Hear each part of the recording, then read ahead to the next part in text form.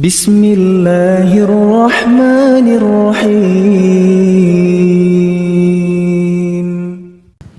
Assalamualaikum warahmatullahi wabarakatuh. Puji dan syukur alhamdulillah kita haturkan kepada Allah, terus kita bersyukur kepada Allah atas semua limpahan nikmat yang Allah karuniakan kepada kita, baik nikmat zahiratan au batinah, nikmat yang kasat mata secara zahir maupun nikmat yang mungkin tidak dipandang oleh orang lain tapi kita rasakan di dalam batin. Karena apabila kita perhatikan, nikmat itu Allah bagi menjadi dua. Nikmat yang tampak secara indera dan itu tidak menjamin batinnya nikmat. Antum perhatiin ya. Ada orang itu kalau di bahasa Jawa, ini kan alhamdulillah Banjarbaru ini banyak pendatang di sini ya. Apabila kita perhatikan dalam bahasa Jawa itu dibilang sawang lulul. Kaget saya. Antum kok nyaut semua? Sawang sinawang. Apa sawang sinawang itu? Antum ngelihat anak enak banget jadi ustadz ya. Saya ngelihat Haji Abidin enak jadi pengusaha ya. Jadi saling apa? Kita ngelihat orang lain nampaknya enak, orang lain ngelihat kita nampaknya enak. Padahal sama-sama ndak enaknya. Nah, maka itulah kemudian ada nikmat yang kasat mata secara indera bisa dilihat, rumahnya, mobilnya, perusahaannya, rekening banknya, ya, secara kasat mata terlihat. Tapi ada nikmat yang kedua, nikmat yang Allah berikan langsung masuk ke dalam batin. Dan orang beriman yang dikejar bukan nikmat yang kasat mata tapi nikmat yang masuk ke dalam batin. Contohnya, ala bi dzikrillahi tatma'innul qulub. Dengan zikir hati menjadi apa? Tenang. Sementara banyak orang yang kendaraannya mewah hatinya tidak tenang. Dalam keadaan nyesek hidupnya dia. Kenapa nyesek? Karena orang lain ngelihat dia, harusnya kamu tenang. Tapi justru ketenangan itu Allah berikan lewat ibadah. Ketenangan itu Allah berikan lewat bertaqarrub kepada Allah. Ketenangan itu Allah berikan lewat menundukkan hati, pikiran dan fisik kita di hadapan kekuasaan Allah Subhanahu wa ta'ala. Maka dengan itu tidak perlulah terlalu mengejar nikmat-nikmat yang sifatnya kasat mata, malmusa. Malmusa itu nikmat yang bisa dipegang. Tapi kemudian justru nikmat itu menjadikan kita celaka dunia, celaka akhirat. Maka mendingan nikmat kasat matanya biasa saja, tapi nikmat batinnya luar biasa. Siapa di dunia ini manusia yang hidupnya paling bahagia? Siapa? Nabi besar Muhammad sallallahu alaihi wasallam. Rumahnya besar atau kecil? Besar atau kecil? Kecil. Makanannya mewah atau sederhana? Bahkan Nabi Muhammad itu pernah mengatakan apa? Ni'mal idam al-khal. Apa artinya? Lauk terenak itu cuka. Bukan karena cuka itu enak, bukan. Ketika Rasulullah makan roti dan kemudian tidak ada yang digunakan untuk melunakkan roti itu, yang ada cuma apa? Cuka. Maka mengatur mindset. Nggak, keberatan bahasanya ya. Maka mengatur pola pikir bagaimana cuka yang kecut ini bisa menjadi sesuatu yang paling enak. Dan untuk menyenangkan istrinya supaya istrinya tidak berkecil hati dan dalam rangka mensyukuri nikmat apa yang Allah beri. sampai ketika di depannya itu cuka, apa Rasul katakan? Ni'mal idam al-khal. Lauk terenak itu cuka. Dan saya jadi ingat waktu awal-awal kami mondok dulu tahun 90-an, tahun 96 di kota Malang sana. Itu setiap makan pagi tidak pernah lain dan tidak bukan lauknya apa? Tempe goreng. Antum tahu setipis apa? Itu saking kreatifnya ibu dapur itu. Itu kalau motongin tempe setipis ini. Lebih pantas dibilang keripik tempe dibanding tempe goreng. Kemudian nasinya anget dan ada sambelnya.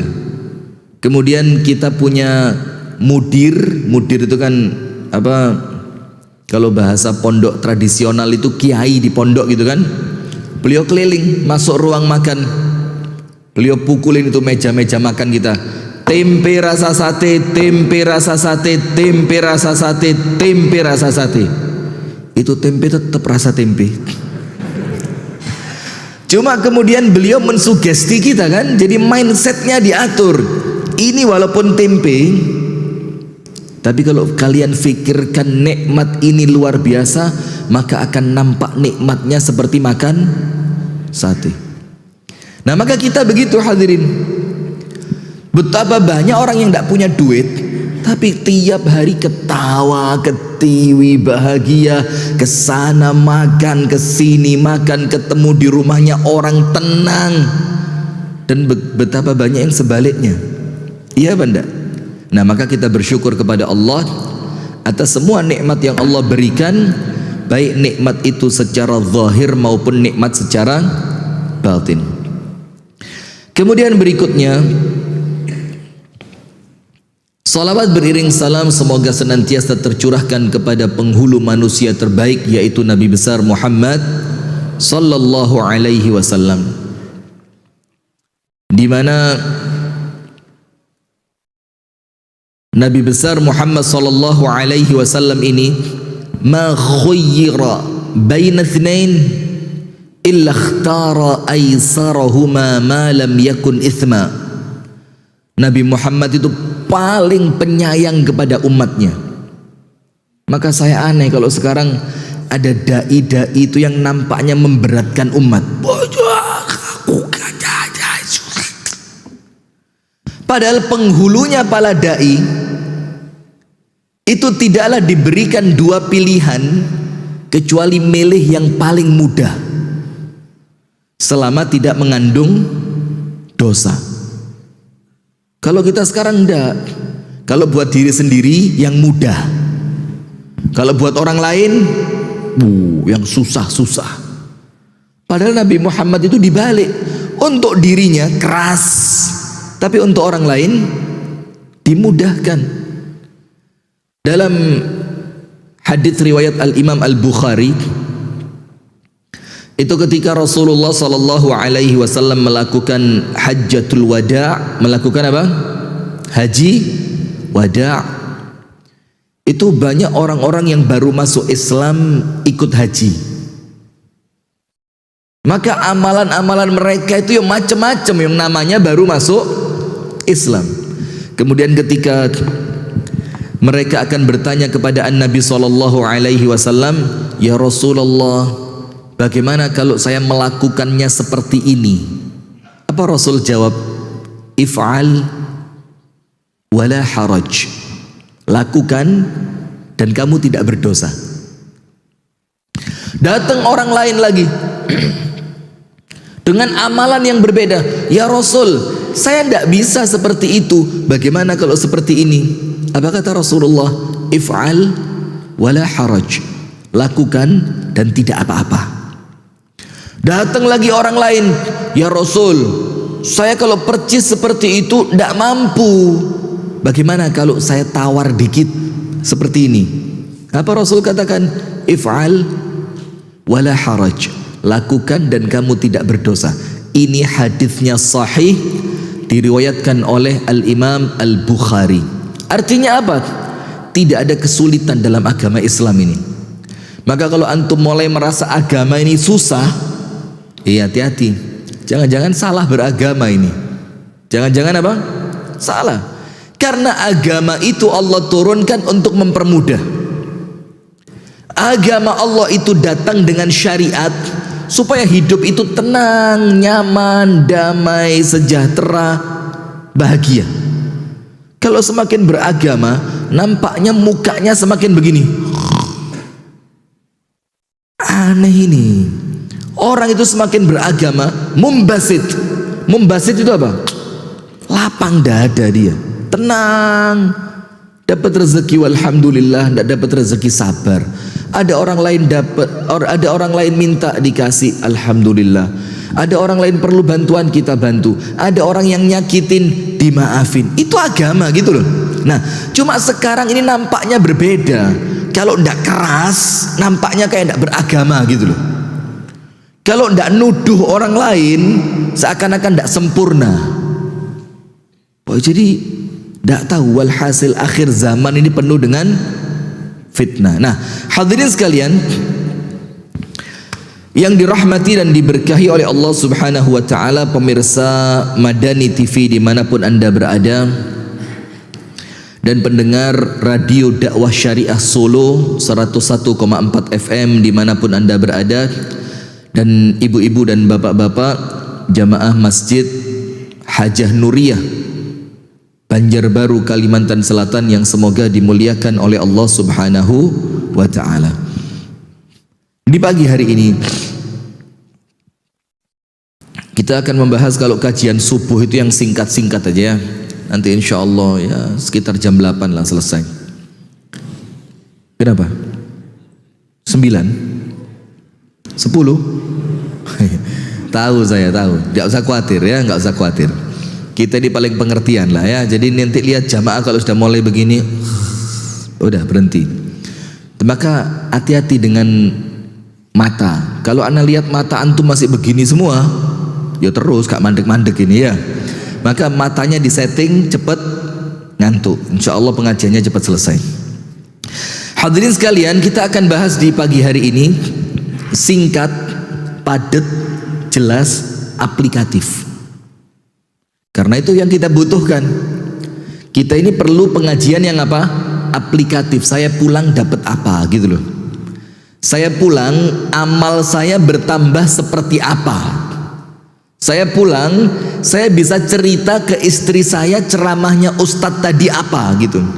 Jadi kita tidak perlu ustadz yang kemudian sok ingin menunjukkan kehebatannya. Lah, masyarakat umat tidak perlu nunjukkan bahwa kamu itu hebat, tidak perlu. Dalilnya penuh, ucapan para ulama bejubel di situ. Tapi ketika jamaah pulang, ustadznya bagus, begini, top. Apa ceramahnya? Yo, saking topnya sampai saya bingung. Nah, kita tidak mau begitu. Kita mau pengajian ini menjadikan kita bertambah iman, bertambah takwa, bertambah amal. Iman, takwa, dan amal. Kita kepingin mendekati kematian ini, kualitas amal kita bertambah. Kita ingin mendekati kematian ini, kualitas iman dan takwa kita kepada Allah semakin sempurna.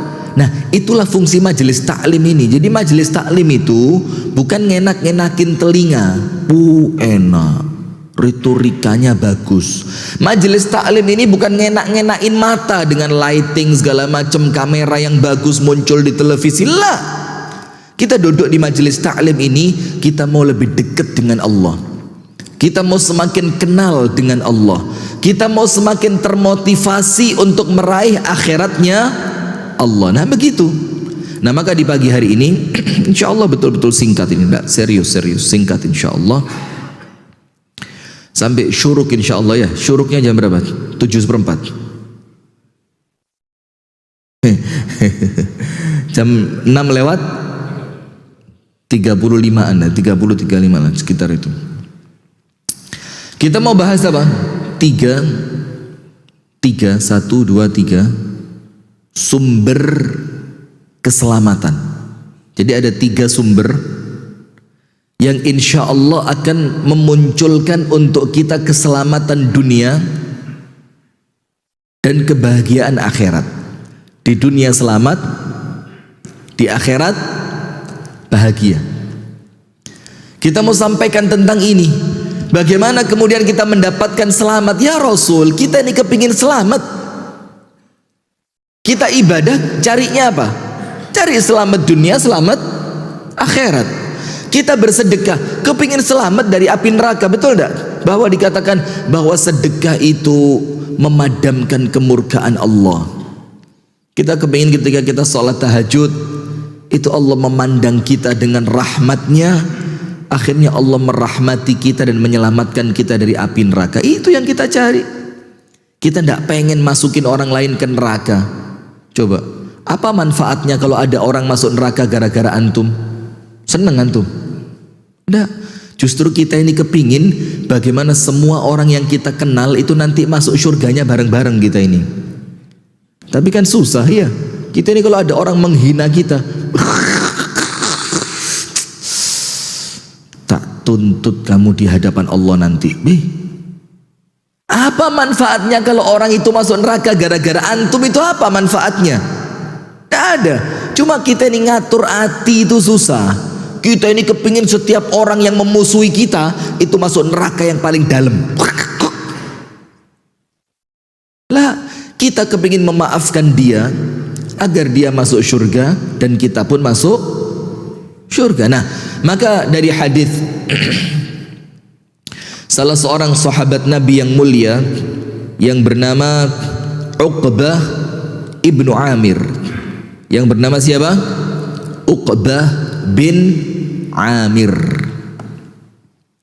radhiyallahu ta'ala anhu ardahu. Dia bertanya kepada An-Nabi sallallahu alaihi wasallam, "Ya Rasulullah, man najat?" Ya Rasul, sukses dan selamat itu apa? Jadi dia mau tanya, bagaimana saya sukses? Apa jalan keselamatan itu? Pertanyaannya singkat, padat, jelas. Sementara kita ini kadang-kadang tanya itu muter-muter tidak jelas supaya nampak intelek. Apa? Orang cerdas itu orang yang mampu menyederhanakan sesuatu yang ribet. Itu orang cerdas, bukan meribetkan sesuatu yang sederhana. Kita ini mau sok cerdas sehingga kalau ngomong itu pakai bahasa-bahasa ilmiah. Puritan. Apa puritan? Membentuk generasi puritan lewat persyarikatan Muhammadiyah. Ditanya sama yang bikin judul, ya Syekh, puritan itu apa? Tak tahu Ustaz. Loh, ente aja tidak tahu, saya suruh ceramah puritan. Dari mana? Maka bikin istilah itu yang mudah-mudah gitu loh, sehingga semua orang bisa faham. Nah, itu yang diamalkan para sahabat Nabi. Mereka itu ketika bertanya, pertanyaannya singkat, padat, jelas dan mudah difahami. Karena mereka tahu kami tanya bukan hanya untuk kami, tapi untuk orang-orang yang mungkin tidak terlalu pandai, untuk orang-orang yang mungkin dalam tanda kutip memang bodoh, sehingga kalimat-kalimat itu difahami semua orang. Dan itulah kalau antum dengarkan di ceramah-ceramah kami, tidak pernah saya ceramah yang ruwet-ruwet, itu tidak pernah. Kita mau ceramah yang aplikatif, orang denger itu oh gitu loh.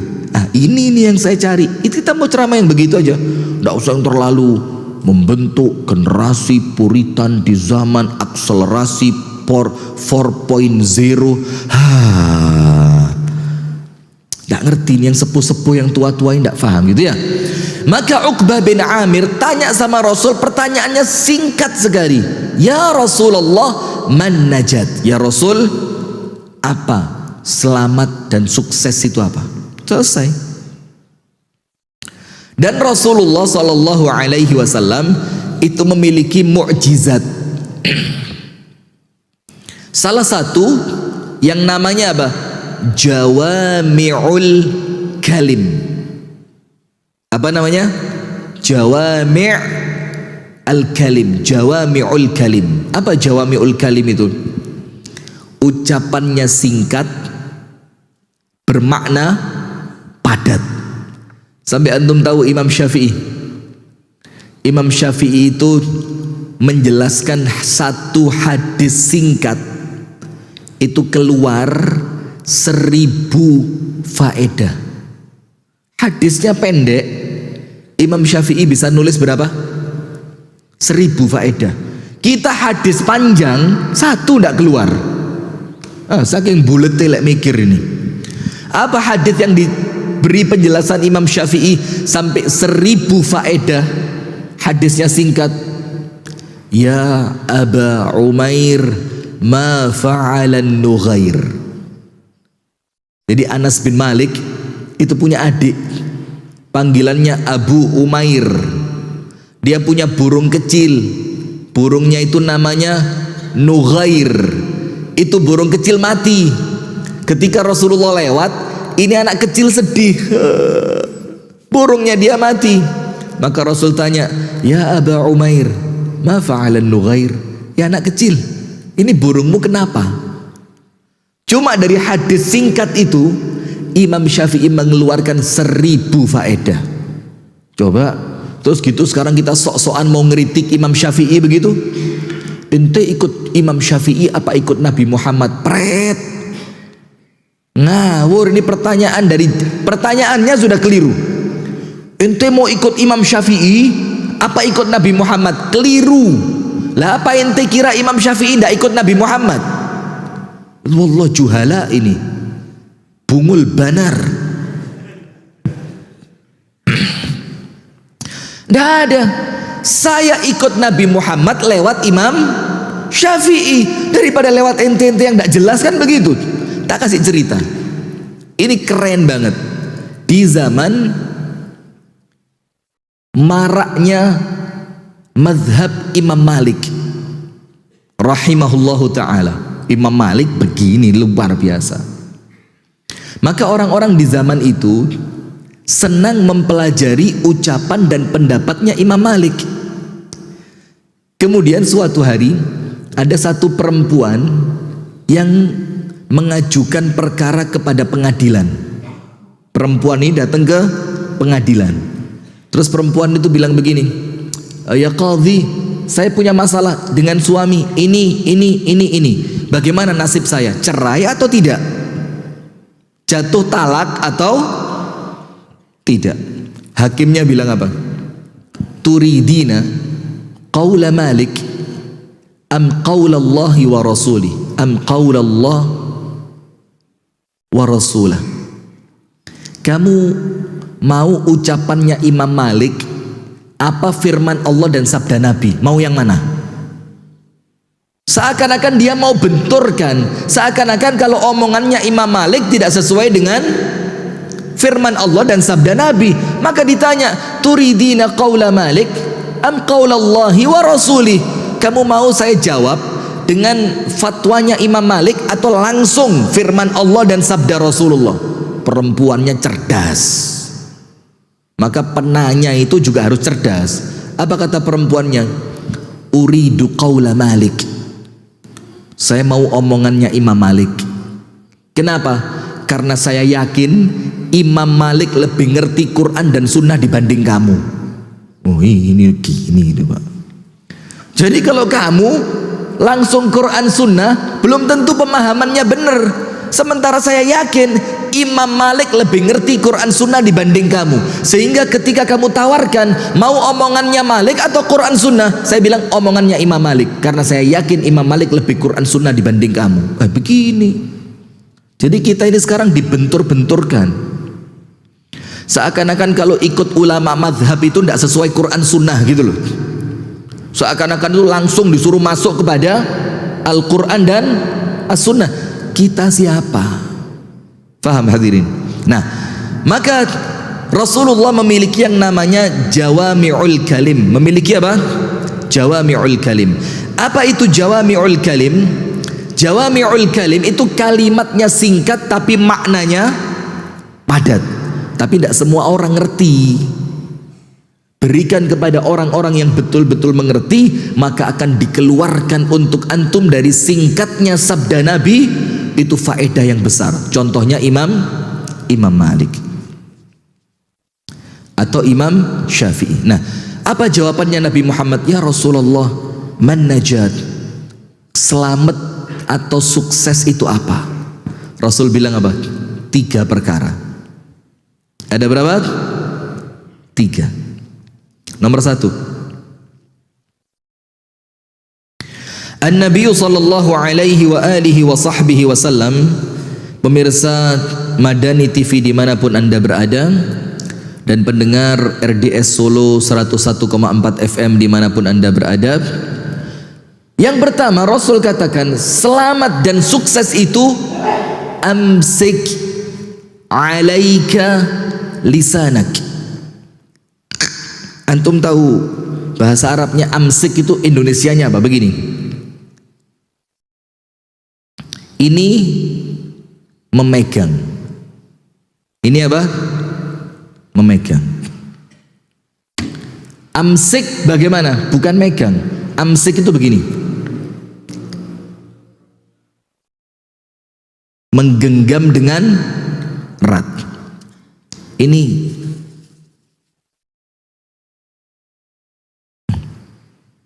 Ini apa? Amsik. Kecil kemungkinan dia akan terlepas. Maka berpegang teguh dengan sunnah itu bukan memegang, tapi apa? Tamassuk bis sunnah. Tamassuk itu apa? Nah begini, ketika Rasul mengatakan tentang keselamatan, Rasul bukan ngomong ihfaz lisanak, jaga lisan, lah. Karena menjaga itu nampaknya masih kurang pas, kurang keren, kurang keras gitu loh. Untuk urusan lisan, Rasul bilang apa? Genggam erat lisanmu. Nah ini ibu-ibu ini, Bu, ada lambe-lambe itu. Ikut enggak Bu yang ada di Instagram itu, lambe apa itu? Lambe nyonyor atau apa itu? Kalau bahasa Banjarnya muntung. Oh ya, isinya semuanya gosip. Ibu-ibu follow enggak? Bu, jujur follow enggak? Kalau follow harus segera unfollow, ini hati-hati. Dituntut sama Allah di hari kiamat kalau meninggal belum sempat tobat. Masa kuota HP digunakan untuk nonton gosip, Bu? Bu, apalagi wifi gratis masjid. Masuk masjid cari wifi gratis, yang dibuka apa? Gosip artis terkini. Bu, itu malaikat kalau nyabut nyawa seketika itu, waduh, hancur dunia, hancur akhirat itu ya Bu ya. Sudah tobat atau belum Bu? Ibu-ibu, Bu, pian mendengarakan atau guring lah Bu? Oh, protes demo. Tenang, enggak usah teriak-teriak. Ya Allah, takut saya di sini. Ya Allah. Nah, sudah, maka Rasul mengatakan keselamatan yang pertama, amsik alaika lisanak. Pegang erat lisanmu, jangan dilepas. Artinya apa? Jangan pernah berbicara kecuali yang baik. Sampai disebutkan dalam satu hadis, tapi kemudian hadis ini oleh Syekh Al-Albani dikatakan dhaif. Tapi ulama-ulama hadis yang lain ada yang menghasankannya. Apa itu? Orang beriman itu dia berbicara sesuatu yang setelah berbicara dia tidak perlu minta maaf setelahnya. Astagfirullahaladzim. Iya, ini sensitif banget suara ini. Saya 2. Pengajian itu sensitif kalau ada jam digital begini, atau ada panitia megang kertas terus nulis. Sebelumnya biasanya apa? Ustadz, waktu tinggal 5 menit. Aduh, itu sensitif. Saya kalau ada panitia megang kertas itu di hati ini kayak oh ya, jangan pegang gitu. Rasanya begitu. Sudah, lanjut aja. Saya lanjutkan ya. Dan yang ada kepentingan, misalkan harus segera masuk kerja, harus segera masuk kantor, dengan senang hati Anda bisa meninggalkan tempat ini dan tidak mengurangi hormat kepada kami. Santai aja ya. Jadi yang bisa ada waktu luang, duduk, yang kemudian merasa ada keperluan yang harus segera pergi, tidak apa-apa. Insya Allah tidak mengurangi keutamaan majelisnya ya. Dan Anda bisa mendengarkan lewat live tayangan Madani TV. Nah kemudian dikatakan dalam hadis tadi, orang beriman itu ketika berbicara dia tidak perlu minta maaf setelahnya. Kenapa? Karena dia yakin omongannya benar dan baik, baik dan benar. Sementara orang munafik itu lisan, di belakangnya akal. Jadi ngomong dulu baru aduh, kenapa saya ngomong gitu tadi? Itu orang munafik. Kalau orang beriman, ini lisan diletakkan di belakang akal. Sebelum dia ngomong, diapain? Dipikir. Bahkan antum tahu enggak dalam kisah para salaf? Para salaf itu ada kisah yang sangat menarik. Ada satu orang di kalangan salaf itu mulai bangun tidur, krek, sampai nanti malam mau merem lagi, kep. Itu omongannya dia bisa dihitung dengan jari. Subhanallah. Kita bisa? Jangan bangun tidur sampai tidur. Dari rumah ke masjid itu tidak kehitung. Astagfirullah. Iya kalau baik semua. Kalau lebih banyak buruknya dibanding baiknya bagaimana? Nah, itu orang beriman. Sehingga dia meletakkan lisannya di balik akalnya. Karena ini keselamatanmu, karena ini kesuksesanmu. Maka ada iklan di televisi dulu, mulutmu, betul itu, mulutmu harimaumu. Dengan satu omongan bisa menyulut peperangan, dan dengan satu omongan bisa menyulut perdamaian. Betul itu. Sampai Al-Imam At-Tirmidzi itu mengatakan begini, nadimtu 'alal kalami miraran wala andamu 'alas samti abadan. Nadimtu 'alal kalami miraran.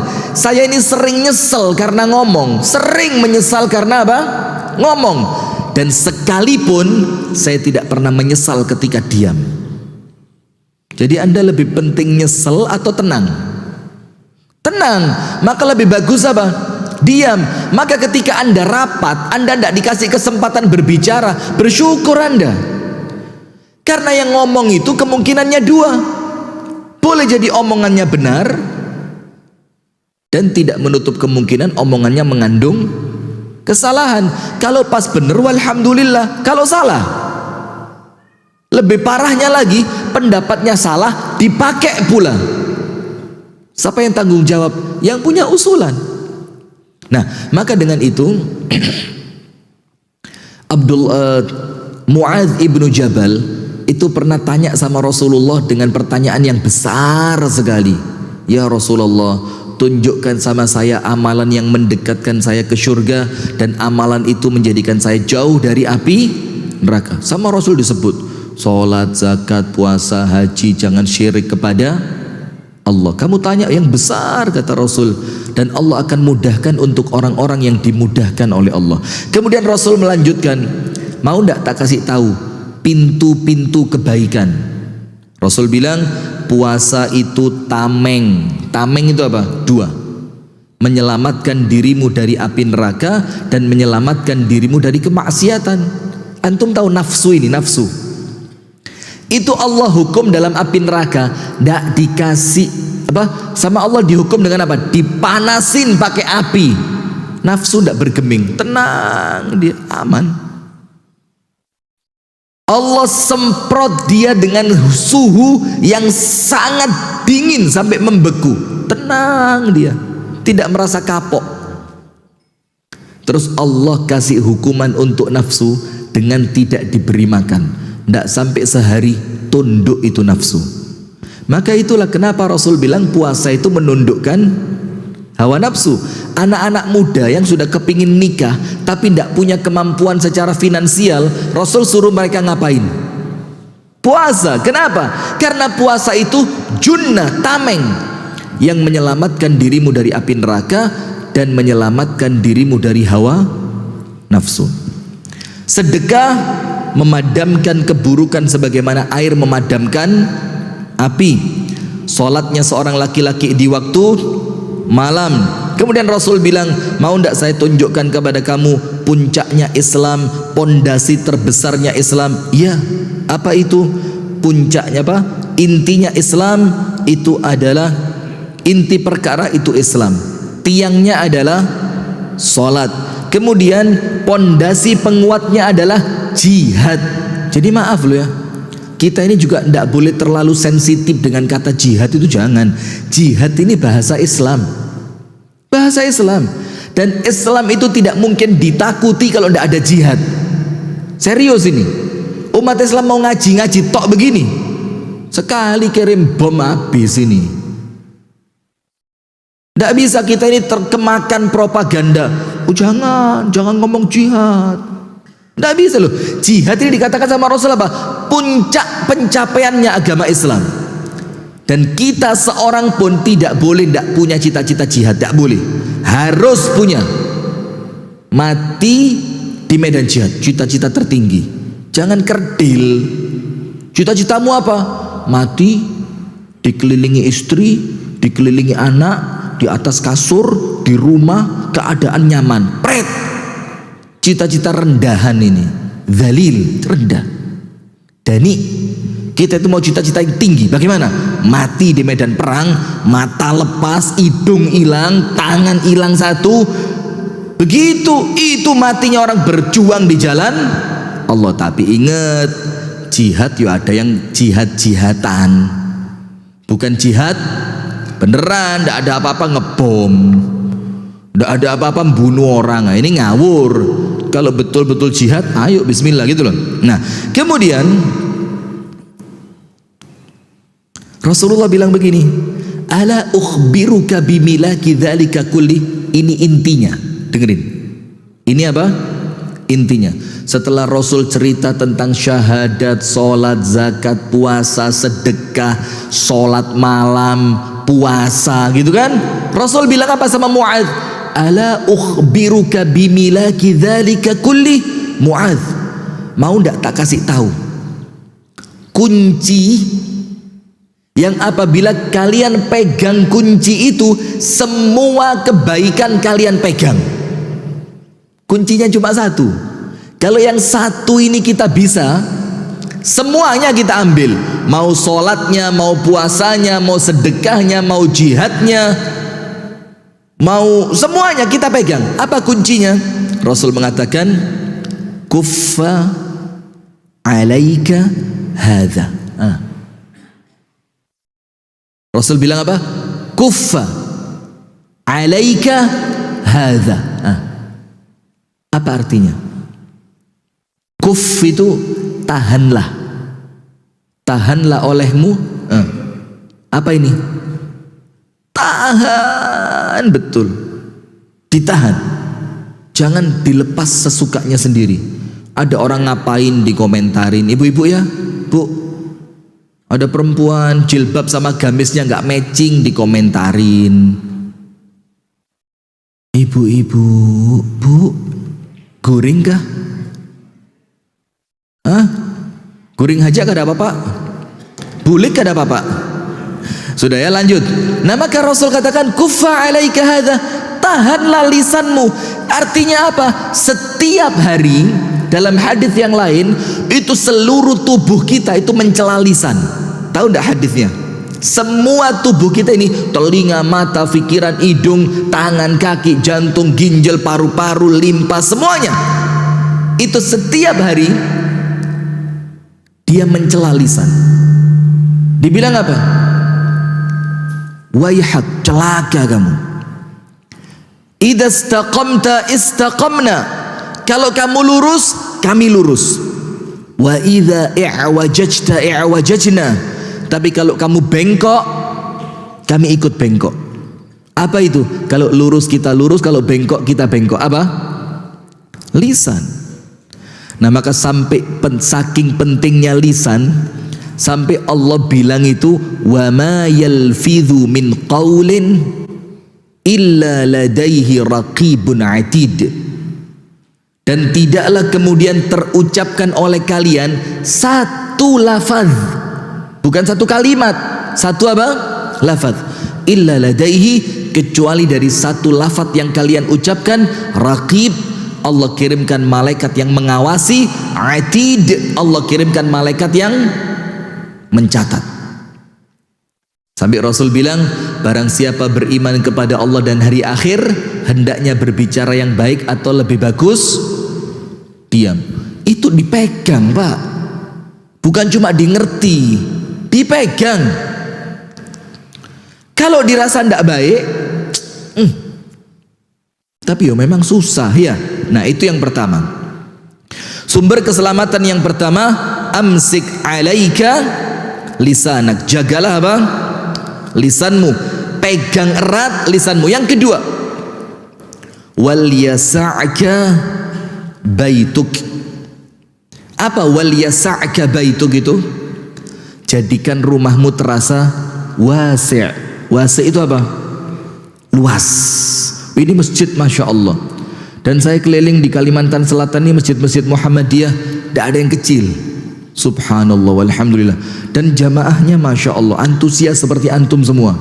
Dan semuanya usia 17 ke bawah semua. Bagus ini pencapaian luar biasa ini. Iya, bagus. Ya tidak apa-apa lah, umur katakan 60 semangat 17 gitu loh ya. Apa umur 60 semangat 17. Nah sudah. Yang kedua, jadikan rumahmu terasa apa? Terasa luas. Maksudnya apa? Yang betah di rumah. Ini saya di Kalimantan Selatan beberapa hari, tiap malam sama beliau berdua itu, sama Pak Haji Abidin juga, mau cari warung kopi. Kita mau ngopi karena terlanjur kebiasaan. Justru kalau nggak ngopi tidak bisa tidur. Jadi malam itu panik kita, bingung cari kopi. Mana kopi ini? Dan ketika kami di Jawa, itu warung kopi di pinggir jalan tidak ada berhentinya. Sampai setengah 2, sampai jam 3. Kita ke Kalimantan Selatan, susah cari warung kopi. Dan itu antum syukuri. Serius ini. Itu antum syukuri karena apa? Kalau warung kopi menjamur, kafe-kafe menjamur, dan itu bukanya ba'dal isya, maka menjadikan orang apa? Tidak betah di rumah.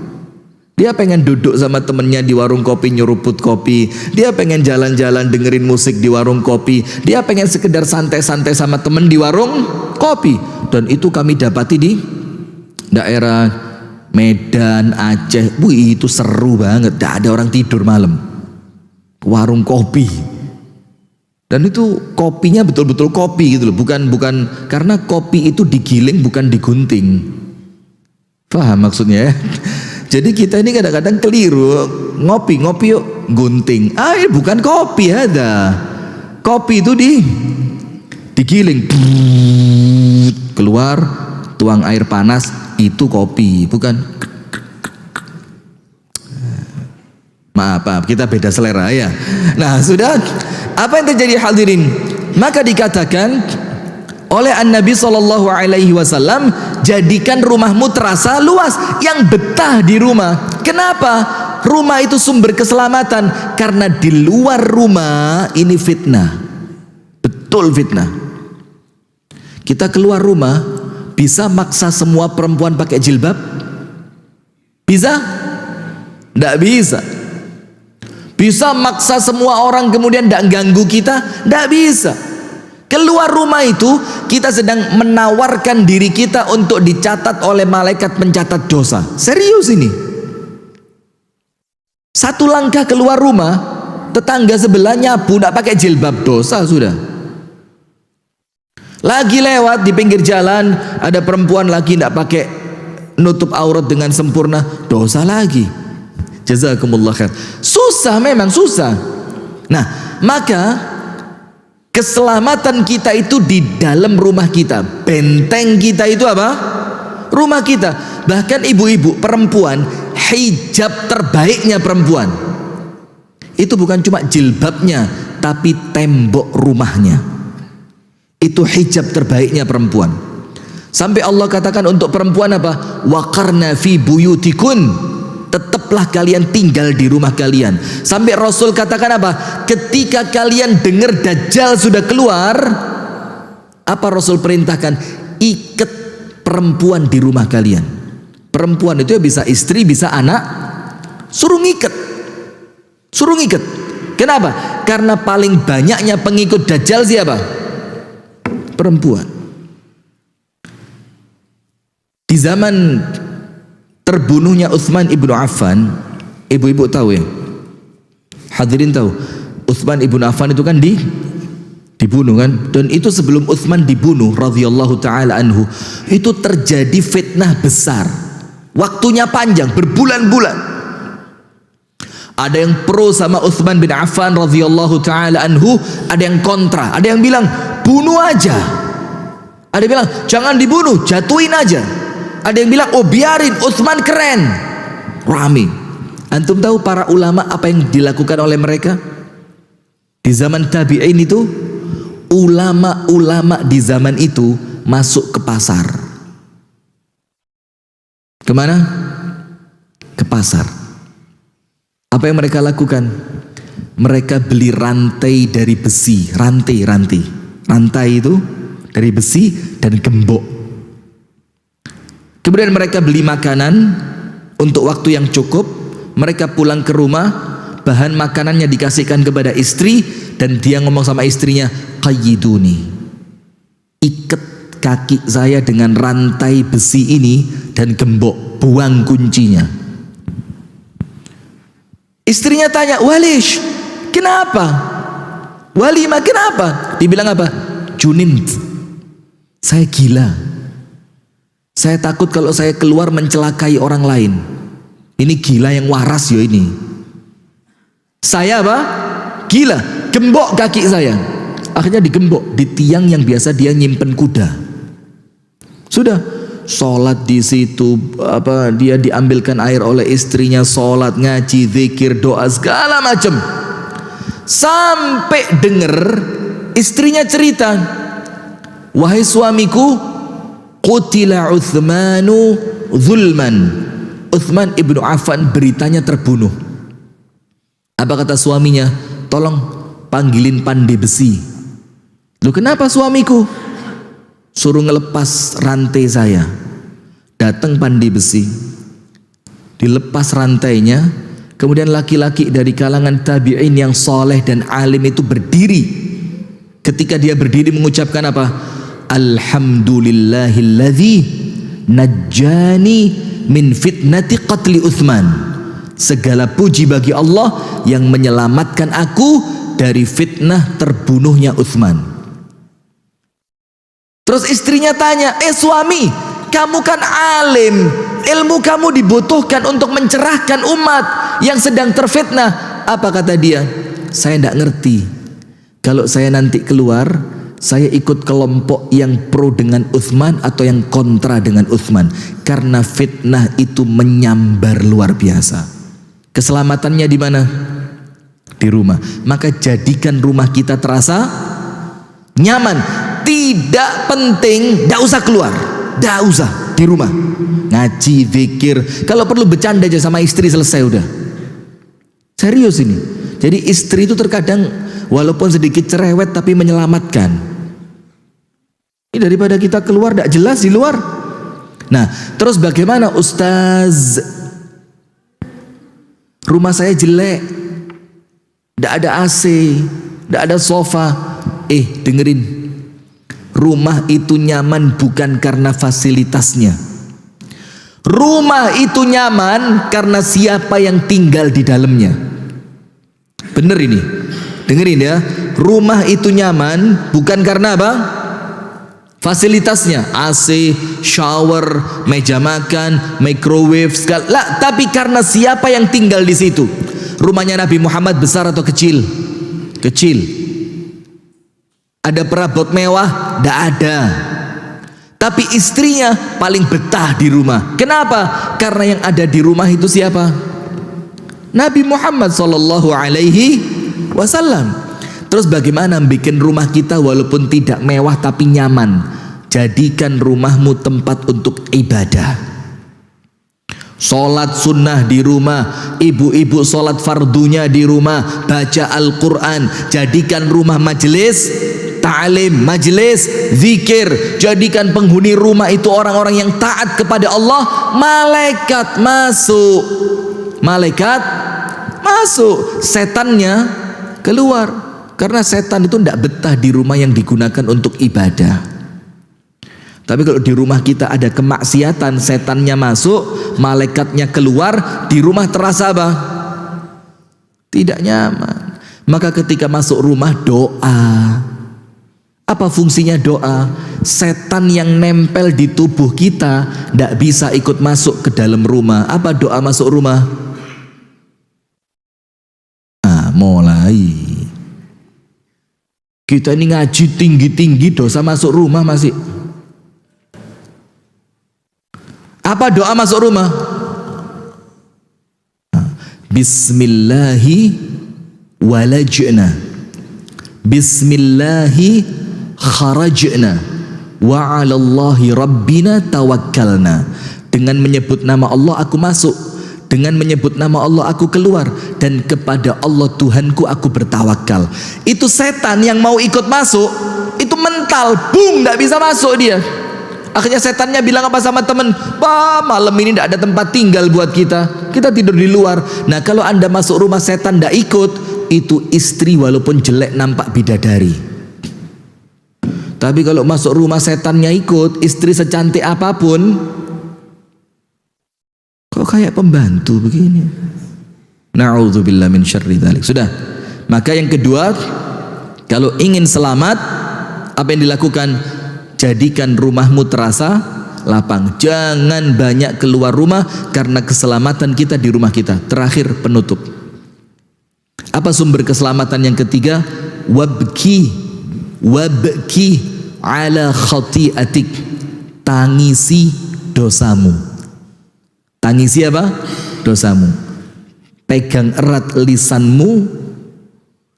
Rasakan rumahmu luas, yang betah di rumah, dan tangisi dosamu. Ingat, Rasulullah mengatakan bukan tangisi dosa orang lain, la, wala taziru waziratun wizra ukhra. Tidak mungkin kita membebani orang lain dengan dosa kita, atau kita terbebani dengan dosa orang lain. Tidak ada. Dosa kita tanggung jawab siapa? Kita sendiri. Maka itu Rasul katakan, tangisi dosamu. Rasul mengatakan 7 kelompok manusia yang akan Allah beri naungan ketika tidak ada naungan kecuali naungan yang datangnya dari Allah. Salah satunya apa?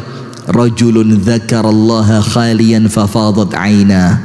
Laki-laki zikir kepada Allah sendirian, ingat dosa sampai air matanya menetes, dijamin selamat sama Allah. Ada 2 mata yang tidak akan disentuh oleh api neraka. Mata yang pertama, mata yang berjaga di jalan Allah. Dan mata yang kedua, mata yang pernah menangis karena Allah. Ya Allah. Maka antum ini kalau tidak bisa nangis, nangiso. Tangisi ketidakmampuanmu menangis.